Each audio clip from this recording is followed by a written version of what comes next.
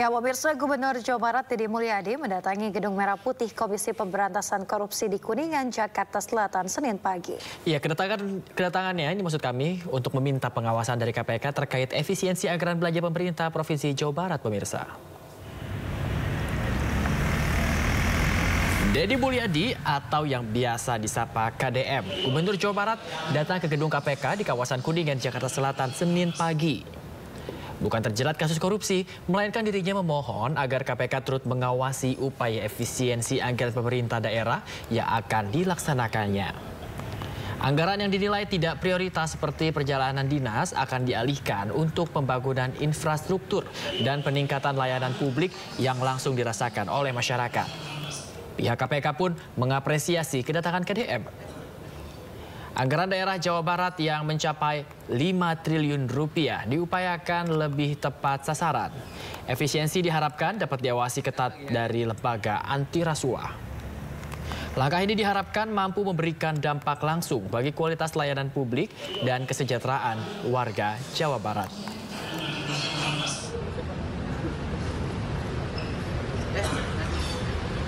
Berbagai upaya strategik untuk mensinergikan berbagai kebijakan itu pada arah peningkatan sumber daya manusia, kenyamanan layanan pemerintah, dan peningkatan kualitas kesehatan warga. Sehingga Jawa Barat bisa mengalami peningkatan indeks ekonomi masyarakatnya, indeks kesejahteraan masyarakatnya, dan indeks pendidikan masyarakat.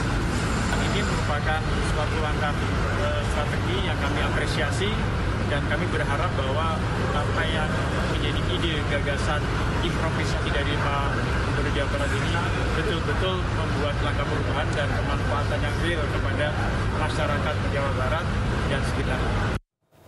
Wakil Ketua KPK Fitroh Rohcahyanto maksud kami pemirsa mengusulkan agar partai politik diberikan dana besar dari anggaran pendapatan dan belanja negara. Tujuannya agar tidak ada lagi korupsi yang menyangkut partai politik. Korupsi ini kan menjadikan semacam. Hal ini disampaikan Fitroh dalam webinar yang ditayangkan di kanal YouTube KPK Kamis lalu. Menurut Fitroh, usul pemberian dana besar itu agar tidak ada lagi korupsi yang menyangkut parpol atau proses politik. Fitroh mengatakan penyebab utama dari korupsi adalah mahalnya sistem politik untuk menjadi pejabat baik dari tingkat desa hingga presiden. Sebab mengikuti kontestasi politik untuk menduduki jabatan tertentu pasti mengeluarkan modal besar. Satu bentuk efisiensi yang dilakukan di Kemenko, yakni konsumsi. KPK sudah beberapa kali memberikan rekomendasi kepada pemerintah untuk memberikan dana yang besar bagi partai politik. Kalau kemudian partai politik cukup biaya, pendanaannya mencukupi, barangkali bisa mengurangi. Setidaknya juga untuk memilih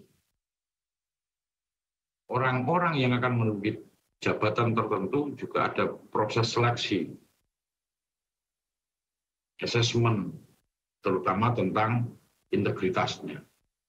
Nah, yang hari ini kita saksikan proses itu tidak ada.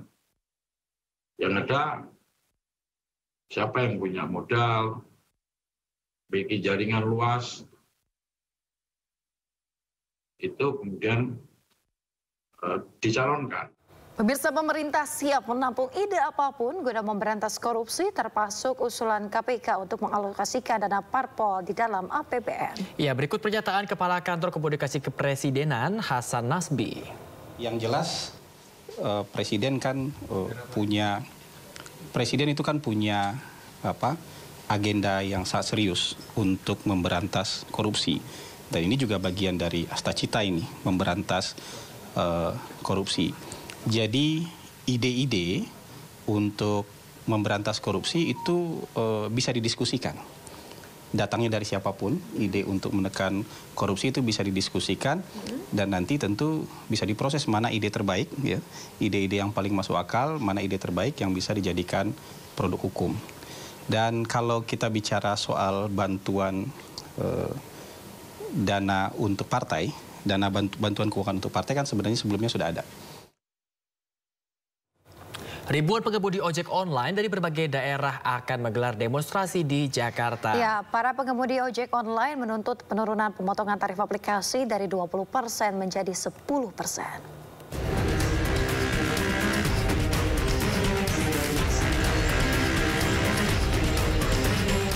Ribuan pengemudi ojek online dari berbagai daerah akan menggelar demonstrasi besar-besaran di sejumlah titik di Jakarta. 400 pengemudi ojol asal Tangerang rencananya akan ikut aksi dan sebagian telah berkumpul di stasiun kereta api Tangerang Lama sejak Senin malam.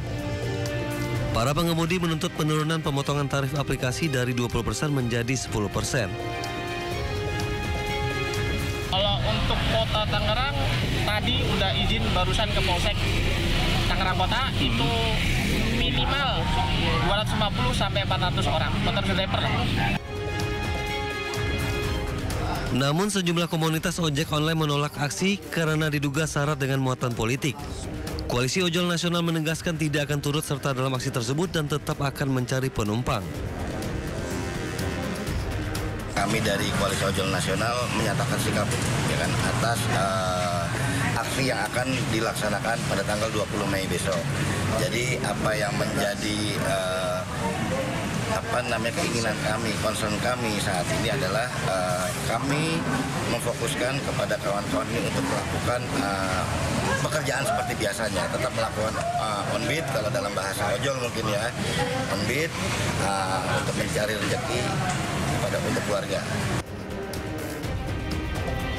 Sebelumnya, pengemudi ojek online telah menggelar unjuk rasa di depan kantor Kementerian Tenaga Kerja menuntut hak tunjangan Hari Raya atau THR Idul Fitri pada 17 Februari 2025 lalu. Pengemudi ojol berharap pemerintah dan aplikator menyusun regulasi kemitraan digital yang berkeadilan dengan melibatkan driver sebagai pihak utama dalam proses tersebut. Tim Liputan iNews melaporkan.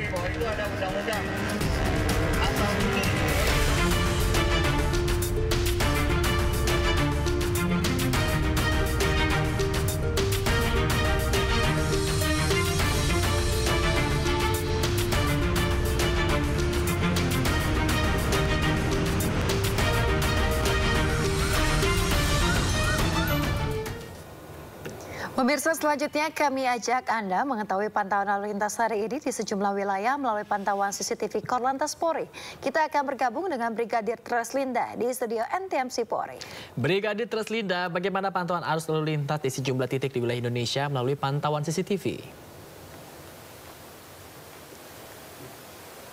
Ya baik, terima kasih rekan saya Bayu dan juga Yasmin di studio dan pemirsa. Saya akan mengajak Anda melihat kondisi arus lalu lintas terkini untuk menemani aktivitas pagi Anda. Kita awali dari kawasan yang pertama, Mega Mall Karawang, Jawa Barat. Dari pantauan CCTV kami, arus lalu lintas di kawasan ini masih dalam keadaan ramai dan lancar, di mana arus lalu lintas yang akan mengarah ke Jenderal Ahmad Yani, Jalan Pantura, dan juga Jalan Tuparet masih dalam keadaan ramai dan lancar. Dan pemirsa, selanjutnya kita pantau dari Pos Pol Simpang Cileunyi, Bandung, Jawa Barat. Arus lalu lintas dari tol Cileunyi akan mengarah ke Cibiru saat ini dalam keadaan ramai dan lancar, dan dari arah Garut yang akan mengarah ke Tasikmalaya juga dalam keadaan ramai dan lancar. Antisipasi dengan aktivitas angkutan umum yang menaikkan dan menurunkan penumpang di median jalan. Kita tinggalkan Pospol Simpang Cileunyi, selanjutnya kita beralih ke Pospol Cisan Garung, Cirebon, Jawa Barat. Arus lalu lintas di kedua arahnya yang mengarah ke Cirebon maupun Semarang pada pagi hari ini masih dalam keadaan ramai lancar dengan dominasi kendaraan angkutan barang. Tentunya bagi Anda yang akan melintas di kawasan ini untuk selalu mengantisipasi dengan aktivitas kendaraan angkutan barang, dan juga bagi pengendara roda 2 yang akan mendahului kendaraan yang berada di depan Anda, pastikan jalur Anda dalam keadaan aman. Dan pemirsa, yang terakhir kita pantau dari Mall Citowaru, Surabaya, Jawa Timur. Arus lalu lintas dari arah Sidoarjo yang akan mengarah ke Surabaya melalui Jalan Ahmad Yani saat ini dalam keadaan ramai dan lancar. Bagi para pengendara yang akan melintasi di jalur ini agar tetap menjaga batas kecepatan dan juga jaga jarak aman kendaraan Anda.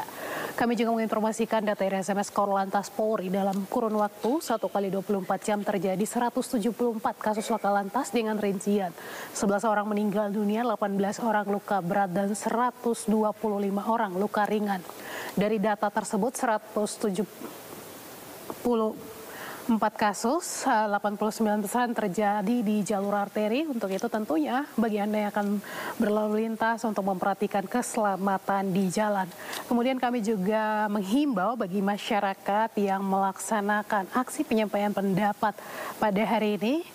Menurut Undang-Undang tahun 2008 nomor pasal 9 menjelaskan bahwa aksi penyampaian pendapat di tempat umum dapat dilaksanakan dari pukul 6 pagi hingga pukul 18.00. Untuk itu kami harapkan Anda dapat memperhatikan hal ini. Tentunya dalam melakukan aksi kami harapkan Anda tetap tertib dan juga ikuti arahan dan petunjuk petugas kami yang berada di lapangan untuk menciptakan keamanan dan ketertiban selama pelaksanaan aksi penyampaian pendapat dilaksanakan. Dan bagi Anda yang akan mengupdate informasi-informasi seputar arus lalu lintas terkini, kami siap melayani Anda di 15169 ataupun melalui SMS center kami di 9119. Demikian Brigadir Treslinda melaporkan. Yasmin dan juga Bayu kembali ke Anda di studio. Silakan. Ya, baik, terima kasih Brigadir Treslinda atas laporan Anda. Selamat bertugas kembali dan salam presisi.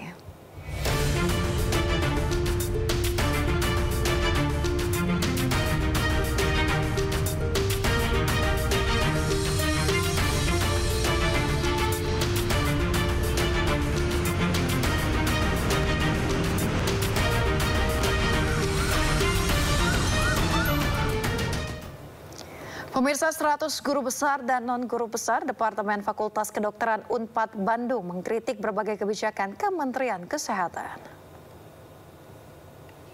100 guru besar dan non-guru besar Departemen Fakultas Kedokteran Universitas Padjadjaran Bandung, Jawa Barat menyampaikan keprihatinannya atas arah kebijakan Kementerian Kesehatan saat ini, pemirsa.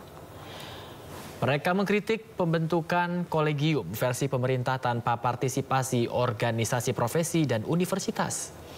Mereka juga mengkritik penyederhanaan kompetisi profesi medis yang sulit dan berbahaya melalui pelatihan teknis singkat.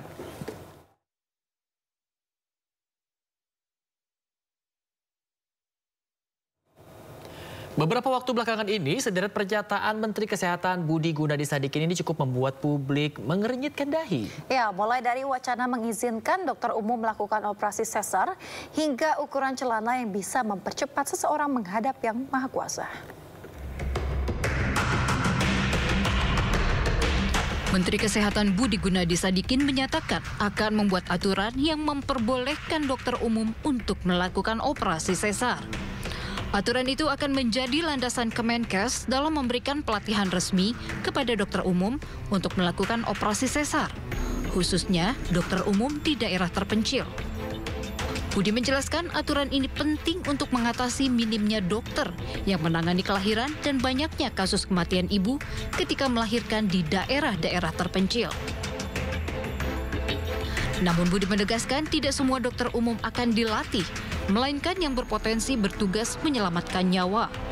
Budi juga mengklaim aturan dokter umum untuk melakukan proses sesar juga telah diperbolehkan Organisasi Kesehatan Dunia WHO sebagai bentuk tindakan darurat atau alih tugas. Di lain kesempatan, Budi menyebut pria dengan ukuran celana jeans di atas 32 atau 33 hingga 34 lebih cepat menghadap Allah Subhanahu wa Ta'ala. Budi pun lekas mengklarifikasi dengan menyebut konsumsi lemak berlebih dapat memicu kerusakan organ tubuh seperti jantung, hati, serta ginjal. Dengan begitu, tubuh akan mudah terserang penyakit yang berisiko mendekatkan diri kepada kematian. Visceral fat ini bahaya karena dia mengeluarkan proinflamasi, sitokin seperti interleukin 6, ada yang namanya TNase alpha 6, itu semuanya dikeluarkan, itu merusak organ. Jadi memang sebaiknya kita harus menurunkan BMI kita di bawah 24. BMI 24 kan susah ngomongnya. Yang lebih gampang adalah lingkar perut laki-laki di bawah 90, lingkar perut wanita di bawah 80.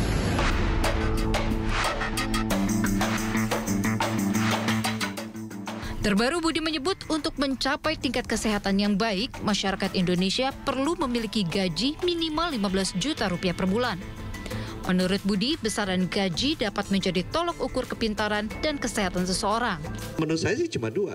Apa sih bedanya orang yang gaji 15 juta sama 5 juta? Cuma dua. Satu 15 juta pasti lebih sehat dan lebih pintar. Kalau dia nggak sehat dan nggak pintar, nggak mungkin gaji 15 juta. Pasti gajinya 5 juta.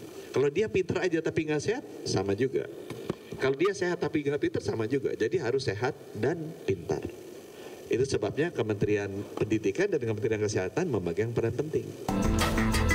Saat ini rata-rata pendapatan masyarakat Indonesia berada di angka 5 juta rupiah per bulan. Menurut Budi, Indonesia masih punya waktu sampai 2030 untuk bisa menaikkan gaji rata-rata pekerja di angka 15 juta rupiah per bulan. Sebab pada tahun itu, Indonesia akan menikmati puncak bonus demografi. Tim Liputan iNews melaporkan. Pemirsa, Wakil Menteri Ketenagakerjaan Immanuel Ebenezer meluncurkan kanal aduan interaktif berbasis digital yang bernama Buruh Tanya Wamen atau BTW. Dalam peluncuran yang digelar di kantor Kementerian Ketenagakerjaan pagi tadi, maksud kami kemarin, Wamenaker Immanuel Ebenezer menegaskan kanal aduan ini dibuka secara luas untuk buruh seluruh Indonesia yang ingin menyampaikan berbagai laporan persoalan ketenagakerjaan. Saat peluncuran, Wamenaker juga langsung mencoba layanan pengaduan ini. Kanal ini bisa diakses lewat buruhtanyawamen.id.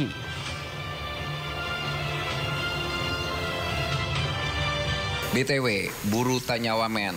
Alhamdulillah, puji Tuhan tadi proses interaktifnya per berapa menit atau berapa detik lah. Itu luar biasa. Jadi kita bisa menjangkau langsung antara pelaku usaha, kemudian juga buruh yang butuh diperhatikan hak-haknya.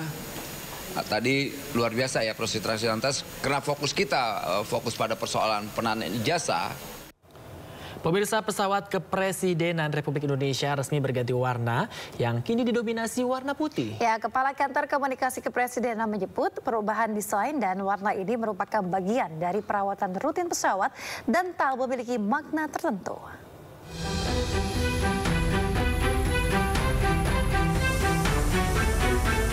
Ganti presiden, warna dan desain pesawat Kepresidenan Republik Indonesia pun ikut berubah. Di masa pemerintahan Presiden Prabowo Subianto, kini tampilan pesawat Kepresidenan RI dengan kode A001 ini didominasi warna putih. Dengan tambahan garis merah memanjang sebagai aksen, dari yang sebelumnya didominasi warna merah. Pemerintah pun buka suara dan menyebut pesawat dengan kode A001 ini dicat dan diganti corak untuk perawatan dan pemeliharaan rutin, sehingga tak perlu dibesar-besarkan. Ada pesawat kepresidenan sebelumnya yang lebih dominan merah, kemudian sekarang disamakan cat dan desainnya. Jadi Presiden Prabowo sejauh ini itu masih menggunakan pesawat beliau yang lama. Ketika beliau jadi Menteri Pertahanan sampai hari ini masih sering. Nah, pesawat ini disamakan desainnya supaya jadi pesawat cadangan. Sebelumnya di masa pemerintahan Presiden ke-7 RI Joko Widodo, pesawat kepresidenan berwarna merah dan putih dengan dominasi warna merah. Pergantian desain dan warna pesawat kepresidenan terakhir kali dilakukan pada tahun 2021. Saat Joko Widodo menggantikan Presiden ke-6 Republik Indonesia Susilo Bambang Yudhoyono. Tim Liputan iNews melaporkan. Pemirsa, warna pesawat kepresidenan kerap berganti di setiap era kepemimpinan. Iya, sejak zaman Presiden ke-6 SBY atau Susilo Bambang Yudhoyono hingga era Presiden Prabowo saat ini sudah 3 kali berganti.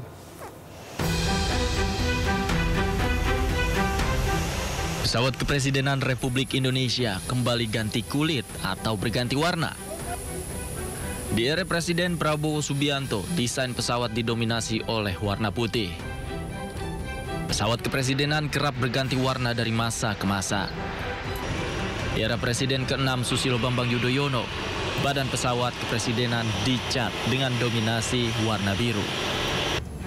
Pada tahun 2021 atau di era Presiden Joko Widodo, pesawat kepresidenan berganti tampilan lagi menjadi merah putih dengan dominasi warna merah. Sementara pada tahun 2025 atau di masa Presiden Prabowo, warna tersebut diganti kembali menjadi dominan berwarna putih. Tim Liputan iNews melaporkan. 10 pos pantau akan ditempatkan untuk mendukung kelancaran pelaksanaan puncak haji. Informasinya kami hadirkan usai jeda, tetaplah di Sindo Today.